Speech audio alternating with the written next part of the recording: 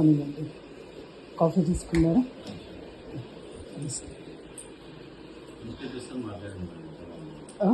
Inspector phone చేశారు. Madam చెప్పండి, అవజారా చేస్తున్నాను చెప్పండి. కాదండి, ఇదే పరిస్థితి కనుక ఎవరికైనా వస్తే మీరు ఇలాగే బిహేవ్ చేస్తారా చెప్పండి? ఒక మసీదునో ఒక చర్చినో ఈ విధంగా చేస్తే కనీసం మనకి హిందువుగా హక్కులు లేవా అండి?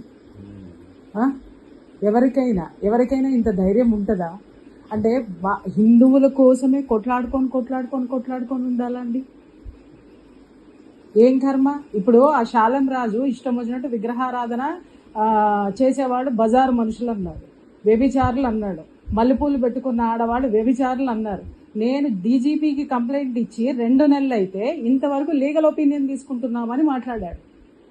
హిందూ స్త్రీ పువ్వులు పెట్టుకున్న స్త్రీ బజారు స్త్రీ అని మాట్లాడాడండి.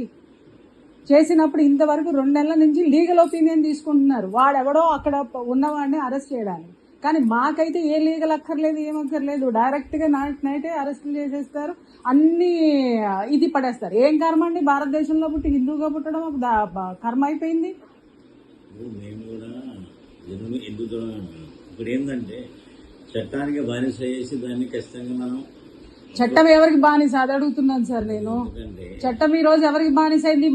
మనకి న్యాయం కాదు సార్. చట్టం బానిస అవుతుంది, దౌర్జన్యం అవుతుంది. అది కూడా హిందువు మీదే, ఓటేసినాడే గెలిపించిన వాడి మీదే. ఇప్పుడు ఇవాళ నోరు నొక్కుతారు.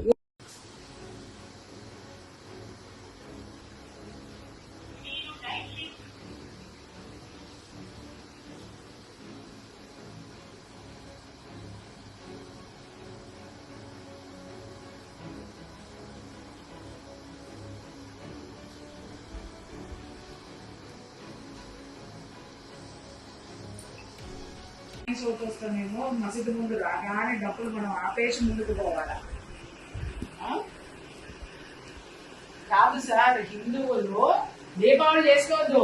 సౌండ్ పొల్యూషన్, తర్వాత చచ్చిపోతారు. వాతావరణం పొల్యూషన్. అదే జనవరి 1 రోజున ఏమన్నా చేయొచ్చు. అదే సార్, మసీదుల ముందుకు వస్తుంటేనేమో మనం బాజాలు ఆపేసేసి మసీదుకి గులాం కొట్టేసి సలాం కొట్టి గులాంలు అయ్యి ప్రభుత్వాలు గులాంలు అయితే మనం సలాంలు కొట్టి పోవాలి. అదే హిందుత్వానికి అడ్డం వస్తే మాత్రము ఇదే చట్టాలు హిందువుని అరెస్ట్ చేస్తాయి. ఏం కర్మ పట్టింది సార్ ఈ భారతదేశానికి? భరతుడు ఏదైనటువంటి రాజ్యం, వేదాలు పుట్టినటువంటి దేశానికి మనం కాపాడుకోవడానికి అరెస్ట్ అవ్వాల్సినటువంటి అవసరం ఉంది.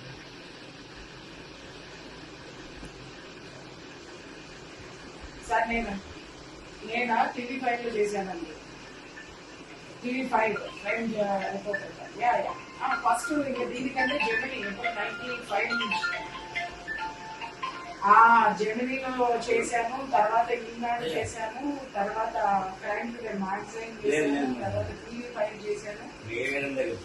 TV5 తర్వాత ఫ్రీలాన్సర్ జర్నలిస్ట్ గా చేశాను. అండ్ అగైన్ మరి చంద్రబాబు నాయుడు గారికి పొలిటికల్ అడ్మినిస్ట్రేషన్ 17 నుంచి 19 వరకు agriculture ministry government Delhi advisory committee member గా, అఫీషియల్ లాంగ్వేజ్ అడ్వైజరీ కమిటీగా as a member 3 years Delhi. Sir ఆయన రాధా మోహన్ దాస్,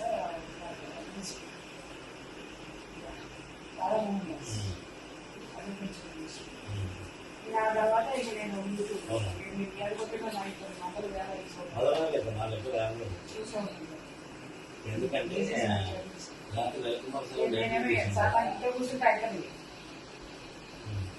ఇప్పుడు నేను ఫ్యామిలీ కౌన్సిలర్ గా ఇది చేస్తున్నాను సార్. అండ్ అగైన్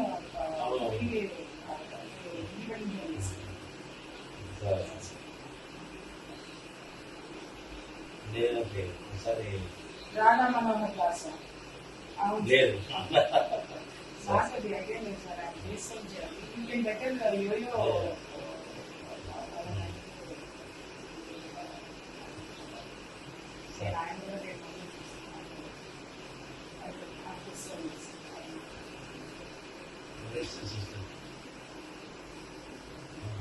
సార్ నేను చూసుకుంటాను సార్. ఆ సోదరులు ఆ పిల్ల నా పిల్ల నేను ఏం చెప్తున్నాను సార్. మేము మరీ అంత దుర్మార్గం అయితే కాదు. దుర్మార్గం హిందుత్వం మీదకి వస్తేనే సార్ లేదు, లేదు. వారిని గౌరవించుకోవడం మా కర్తవ్యం.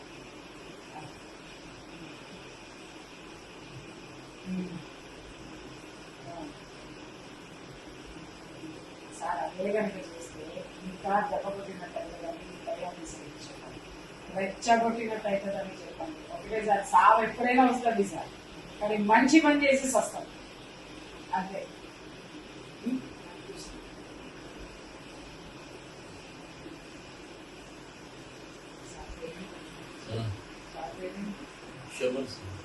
శోభన్ గారా, సిఐ గారేనా? ఇందులో ఒక